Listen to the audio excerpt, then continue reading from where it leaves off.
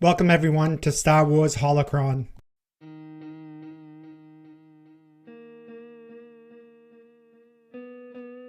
Any skill a Force-sensitive person may learn to employ would be considered a Force power. The many uses of these abilities included combat, medicine, technology, entertainment, and intelligence gathering. Some of these powers may be accessible automatically, such as improved reflexes and limited precognition. Others, like telekinesis or mind tricks, require deliberate acts of will, but they may be honed to the point of seeming natural with practice. The capacity to use the Force may be compromised if one tries to do so purposefully. There were Force powers that could only be accessed from the light side, and there were those that could only be accessed from the dark side. Any properly trained Force sensitive could, in principle, employ any ability, even neutral ones like Force barriers. Neutral Force powers could be aligned with the light or the dark depending on how they were used, such as mind tricks. In addition to particular skills that are typically only available to members of the dark side, such as various forms of Force lightning. Or the light side, such as most typical method of becoming a Force spirit.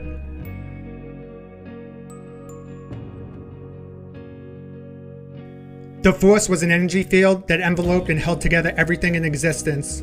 And Force abilities were the outward expressions of beings' connection to the Force. Expert practitioners like the Jedi and the Sith would often instruct novices on the nature and application of such skills.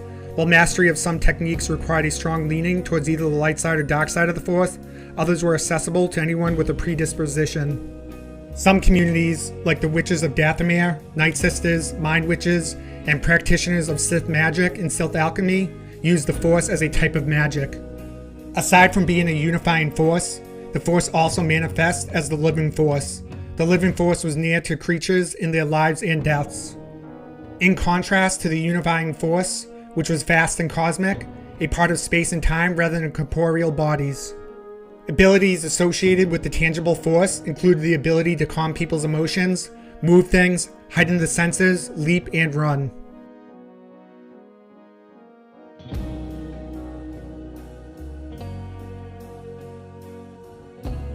Those who were adept at channeling the Force's energy might access a vast array of powers. Telekinesis, the power to move and manipulate things with a simple application of the Force, was one of the most often used skills. Jedi and Sith utilized this technique often to throw opponents or objects at them. Similar to how Kylo Ren throws a blaster shot in midair, the power known as Force Stasis permitted a Force user to slow down or fully freeze an item, person, or even pure energy in place. Some Jedi, possibly Sarah Junda, who protected Cal Kestis from Darth Vader, might have created Force barriers themselves. Another well-known ability was the mind trick, a power that could be applied to influence the thoughts and actions of another individual, often to the user's advantage. Notably, mind tricks could only affect those with weak minds. Although Force visions were a potent and mysterious talent, they were not always accurate and often came involuntarily during sleep. Users of the Force might also improve their own innate athleticism, both deliberately and naturally via their connection to the Force, allowing for feats of speed, coordination, and acrobatics that would otherwise be impossible. The capacity to sprint up vertical surfaces was one of them. Force users with the Mind Probe ability can read other people's minds. Force users could block the effects of the probe and even reverse them to see into the minds of the user if they were strong enough with the Force. As shown by Qui-Gon Jinn and Jar Jar Binks, and more recently by Kylo Ren and Mace Windu, and Rey and Reiko Hardeen, certain Force users may have also utilized their abilities to sedate or even induce slumber and make a person asleep.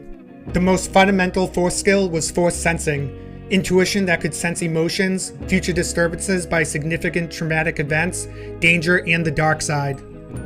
Precognition, or the capacity to hear guidance and hushed promptings from the Force about what lies ahead in the near future, is closely tied to both Force sense and Force sight. Jedi and other users of the Force would rely on this power to foresee potential hazards and get a warning from the Force. Jedi also had the ability to detect the presence of concealed entities or foes from great distances and over obstacles, giving them the option to either confront or avoid them. Additionally, by using the Force on oneself, combined with the user's strength of mind and will, a Force user could increase his or her resilience to harm, especially from other Force abilities. even if another Force user tried to hold them, toss them, repel them, mentally influence or examine them, or otherwise impact or endanger them. Powerful and adept Force users could usually protect themselves. As a result, most Force users had trouble using the Force against one another and instead resorted to using physical strikes to disarm their adversaries before resorting to telekinetic ones. But individuals who are proficient in the Force may break through such barriers with little effort and become nearly immune to being attacked in direct conflict, making them exceedingly deadly opponents. Significant occurrences, such as the deaths of many people or the presence of strong Force users, each of whom left their own unique signature in the Force, were the root cause of disturbances in the Force. It's possible for these disruptions to be exceedingly strong. When Order 66 wiped out almost the entire Jedi Order, Yoda felt physical anguish on Kashyyyk, thousands of light years away. Yoda re-experienced the deaths of Mace Windu, Sensei Tin, Agent Kola, and Kit Fisto when Darth Sidious assassinated them. Few other Jedi would have felt the deaths of either group in the same way that Yoda did, which might explain why Jedi like Jaro Tapal were among those to experience it, which may have prompted them to flee to safety. Force access was required to enter the Jedi Temple on Lothal, which also served as a portal between the worlds between worlds and housed holocrons used by both the Jedi and the Sith. Only those who had the light side of the Force could enter the world between worlds via the painting of the Ones on Lothal.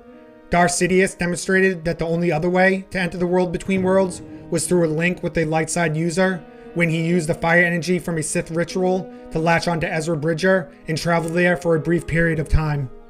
Extremely potent Force users and Force entities might employ a wide range of special skills.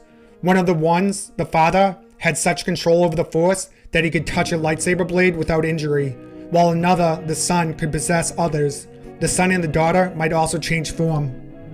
Neither good nor evil, Bendu, the one in the middle, could come and vanish at whim and summon devastating storms using the power of the Force. And finally, strong Force users could teleport like the Force Wielders, the Night Sisters, or Doran Kovacs. The latter had the ability to suspend time also. Thanks everyone for watching today's video. If you liked the video, please force push the like and subscribe buttons. May the Force be with you, always.